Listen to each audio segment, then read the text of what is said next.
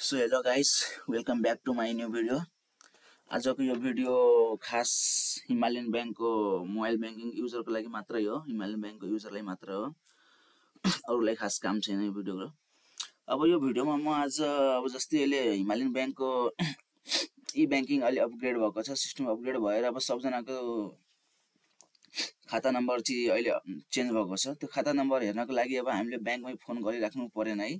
त्यसको लागि अहिले हामी यहीँबाट हिमालयन बैंकको वेबसाइटबाट नि हेर्न मिल्छ। त्यो कसरी हेर्ने हो म तपाईँलाई अहिले देखाउन गइरहेको छु।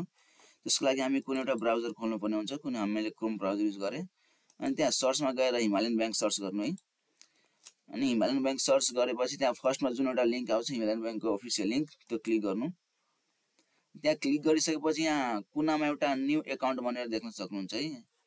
यहाँ न्यू एकाउन्ट भनेर हेर्न सक्नुहुन्छ। न्यू एकाउन्टमा क्लिक गर्नु। न्यू एकाउन्टमा क्लिक गरिसकेपछि एउटा यस्तो ड्यासबोर्ड जस्तो आउँछ। अब यहाँ तपाईले पुरानो 14 डिजिटको खाता नम्बर हाल्नु पर्ने भयो। यहाँ मैले आफ्नै खाता नम्बर हाल्छु अहिले तिम्रो। अनि त्यसको खाता नम्बर एन्टर गरिसकेपछि यहाँ तपाईले के माध्यमबाट नयाँ खाता नम्बर प्राप्त गर्न चाहनुहुन्छ, इमेलबाट कि एसएमएसबाट। अब एसएमएसबाट चाहनुहुन्छ भने एसएमएसमा क्लिक गर्नु, इमेलबाट चाहनुहुन्छ भने इमेलमा क्लिक गर्नु। मैले एसएमएस क्लिक गरेँ, एसएमएसबाट त्यसपछि सबमिट गर्नुपर्ने हुन्छ।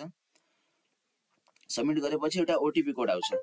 त्यो नम्बरमा जुन रजिस्टर नम्बर हुन्छ त्यो नम्बरमा ओटिपी कोड आउँछ। जस्तै मैले अब 716922 ओटिपी मैले हालेँ नि। यहाँ ओटिपी हालेर यहाँ भेरिफाई गर्ने बित्तिकै तपाईको नयाँ अपडेटेड खाता नम्बर यहाँ यो न्यू एकाउन्ट नम्बर इज यहाँ यस्तो देखाउँछ है।